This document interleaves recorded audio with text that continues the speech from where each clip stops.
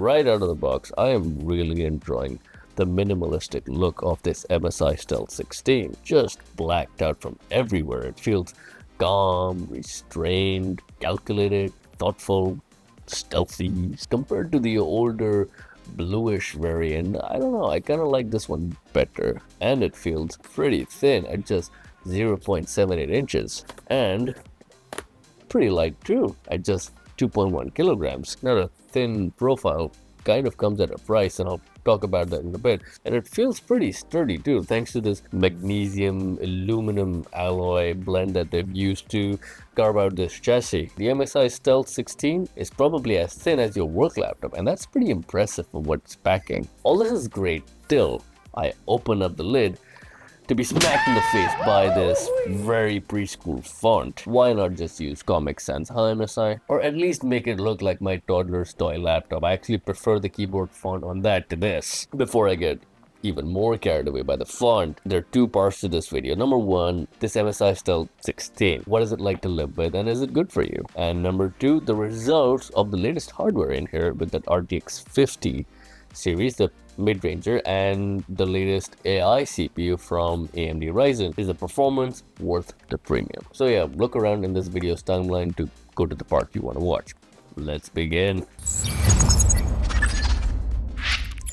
Before we go any further, if you are into tech and gaming, please do consider liking and subscribing. I do hope that you like the content in this video. I am relatively new to this space, so will definitely appreciate the support. I also have the brand new Alienware Area 51 monstrosity here with me, the review of which I will be putting out soon, so get subscribed for that. This even has a see-through panel on the back. I have no idea why. Now, I know this may have sounded like a rough start to the MSI Stealth 16, but it's actually a pretty decent device. It's just I get a little bit worked up when I see unfulfilled potential in laptops and in people. The model I have here is actually the more affordable ones, if you can believe it, at least within gaming laptops out there in 2025. MSI is letting you experience the brand new 5070 Ti for just a mere 3,300 Canadian dollars, and that too is without tax. Hopefully we will see discounts soon, but this retail price is very similar to what the 4070s were introduced at as well. It's the trend that we've come to expect. You spend the same amount of money every new generation and you get a little bit more performance for your money. We did not even get a Ti variant for the 40 series in the laptop space, at least. We did get it for the 30 series, but it's this 5070 Ti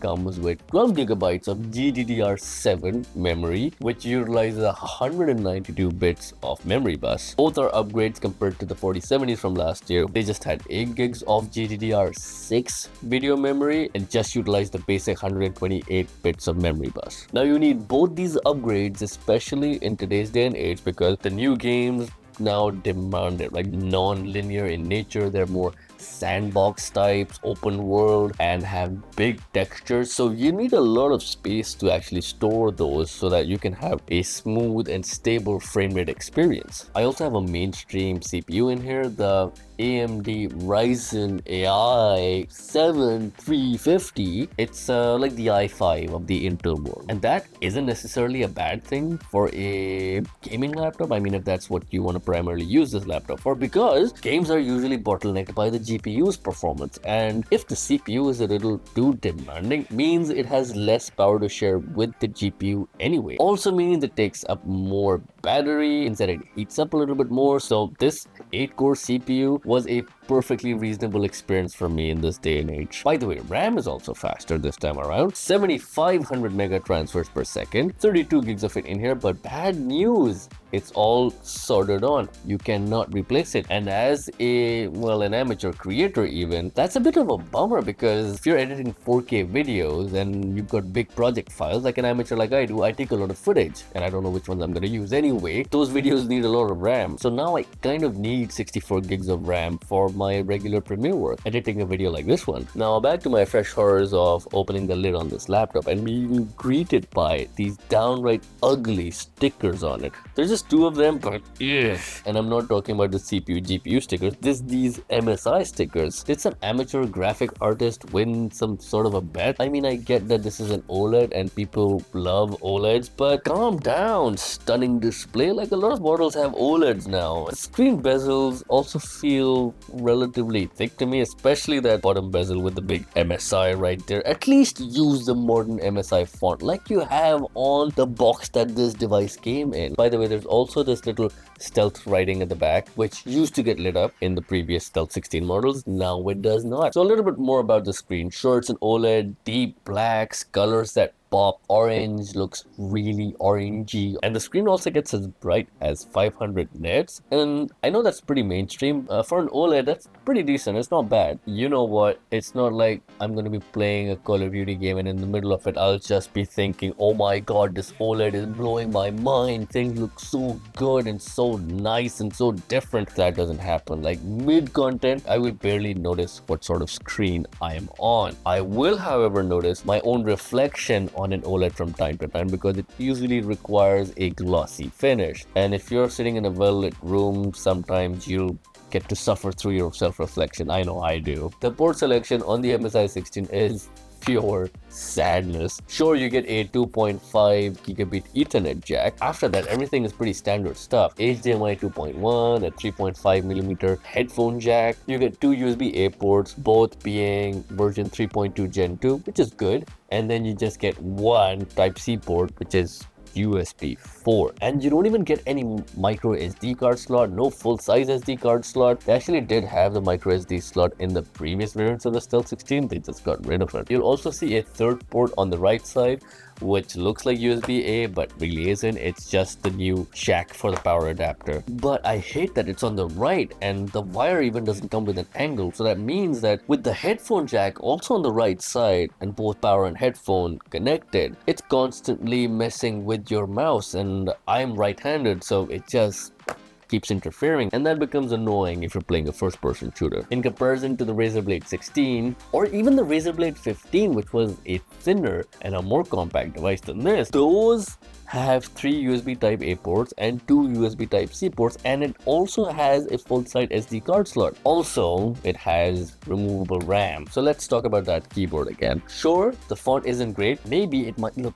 better with that perky RGB. Wrong. First of all, out of the box, you will be stuck with this obnoxious recreation of a disco dance floor. And you know why? Because you won't be able to find out where to change the setting for your RGB keyboard, at least not immediately. It's not in the MSI control center. You might think it's there, but it's really not there. So I found it in the SteelSeries software. Unfortunately, that is just the beginning of the bad news, because that RGB configuration utility in SteelSeries is tragically unfriendly, and even the pre-configured presets feel really limited. There's not a lot of customization that I found I could do, and even if you could, I don't know, the software felt so clunky that I didn't even bother. But there's another reason why you wouldn't bother with the configuration, and that is because the colors on this RGB keyboard are so dull and they're so dim. The lowest brightness setting on my Razer Blade 16 is probably the highest brightness setting on the Stealth 16. It's like they're using candles underneath the keyboard, those that have been stepped and peed on. I promise you, I am not exaggerating. Even a modestly well-lit room, you will not be able to see the backlight on this keyboard, no matter what color you choose. And the color accuracy on this is just so bad. My policy is I'll just switch to white, but if you do switch to white, it shows this strange pale blue instead, even though on screen I can see it wants to set white. Like, is SteelSeries to blame for both that and the font? The one thing SteelSeries can be credited for is the actual typing experience. If you just look at its pure functionality and can ignore MSI's attempt at style, then you'll be pleasantly surprised, because the typing experience on this is actually really good. Like, I'd say top 3 in laptops all across. The Razer Blade 16's keyboard, even though it has a nice decent font and really good RGB, feels really smushy to type on. It is not a fun typing experience at all, but this one is nice and tactile. It bottoms out nicely. The feedback is good and satisfying. The good news follows a little bit lower as well into the trackpad. I really do like the trackpad. It's got really nice clicks. The travel distance a little bit higher than what I would like. Like, the feeling is really tight. It's not loud. It's just really refined. So the combined trackpad and keyboard experiences are very well suited for productivity. You get a 1080p webcam up top, which also supports Windows Hello facial recognition. The results are pretty average. You can see a sample of the audio and video in the clip coming up. This is a test of how my voice sounds through the built-in mics on the MSI Stealth 16. And good news to those of you who are into freaky weird stuff that you like doing in front of your laptop, because this comes with a privacy shutter. Even better news, if you want to log in, you'd have to uncover that privacy switch. You don't have to, because it also comes with a fingerprint sensor. Those are kind of rare to see. We've got both of these options depending on your preference. For speakers, I actually had to go to MSI's website and confirm this, but this apparently has 6 speakers, 2 normal speakers and 4 woofers, as they call it. The loudness is kind of okay, but otherwise it's pretty flat. There is very little presence of low ends, and the mids and highs are kind of smushed together as well. It's a strange experience, to be honest. I didn't like it.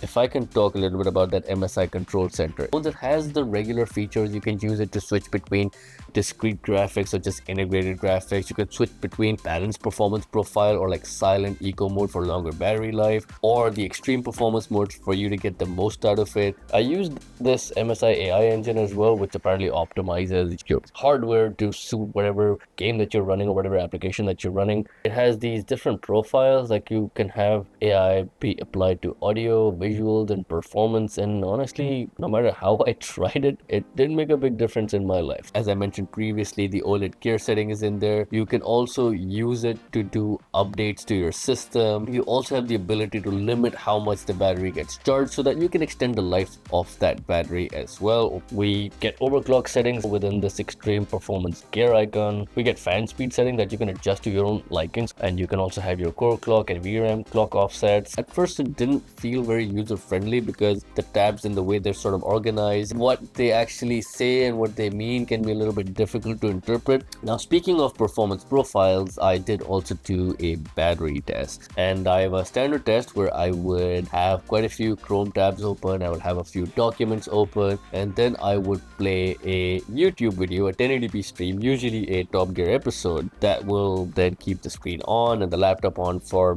as long as it possibly can. I will also reduce the brightness to about 50% of the total max capacity. I will turn off the RGB on this. I will set the graphics to integrated mode, so no dedicated GPU. That's basically it. In those circumstances, and I think they're not very bare bones, the laptop still felt pretty snappy. Usually gaming laptops can become a little bit sluggish under those conditions, but this felt just as good, and it managed to get 5 hours and 20 minutes. I think that's a pretty good result. By comparison, I got somewhere close to 3.5 hours on my Razer Blade 16. In terms of the power adapter that you get, it supports about 240 watts. But I think the size could have been smaller, because if I compare it next to the Razer Blade 16's adapter, which has an output of 280 watts, that one is still a little bit smaller. The manufacturer's name, when you look at it, says Chicony. It's not MSI, but that's not a problem because Chicony also makes adapters for Alienware. Anyway, we've covered quite a bit about the laptop itself. Now let's see what happened when you take the MSI Stealth 16 for a drive. So to better understand the performance benefits of switching over to an RTX 50 laptop GPU,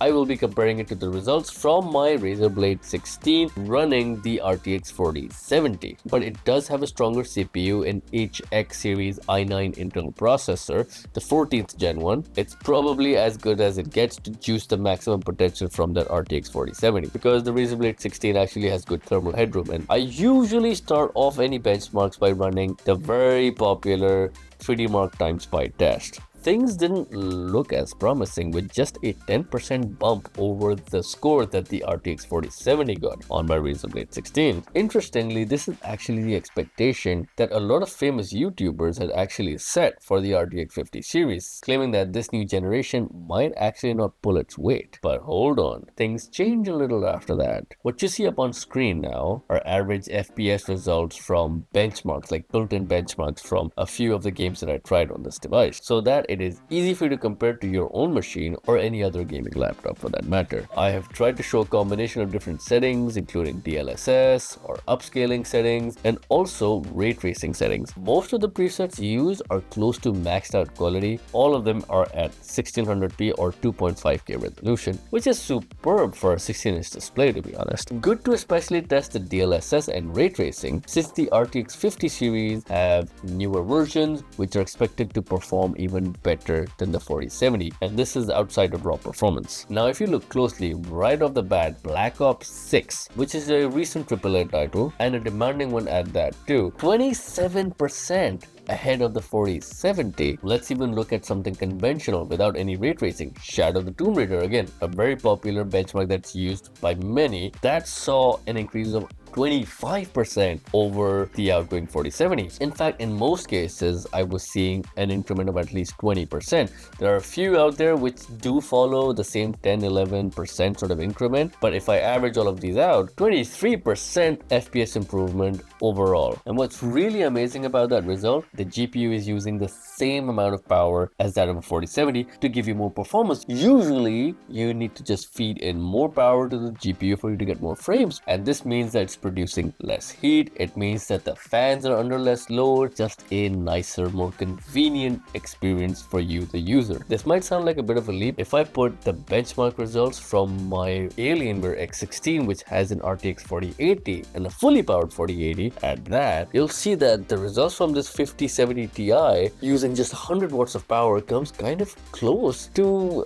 an RTX 4080. That is actually pretty phenomenal. Now, after all this benchmarking, all this testing and playing quite a few games back to back, one thing was immediately clear: the fans on this laptop did not feel that loud at all. Like, I think maybe 50 decibels or lower. Now I thought MSI might be doing a trade-off with surface temps to give you a more quieter experience, but just to me personally, I found the keyboard deck and the wrist areas to be perfectly comfortable. Like, sure, they were a little warm, but nothing problematic. Usually in thin and lights, it is common to find ventilation under the right and left hand side of your keyboard, like right above where the fans are, so there's more room for airflow. And a byproduct of that is that the left and right hand side of your keyboard would also be exceptionally cool. It will have cool areas on both sides. The MSI Stealth 16 does not have that. Yeah, they're pretty conventional that way, but this makes for a sturdier keyboard deck, nicer typing experience as a result, and it also means that you can dock your laptop with an external display, with a screen.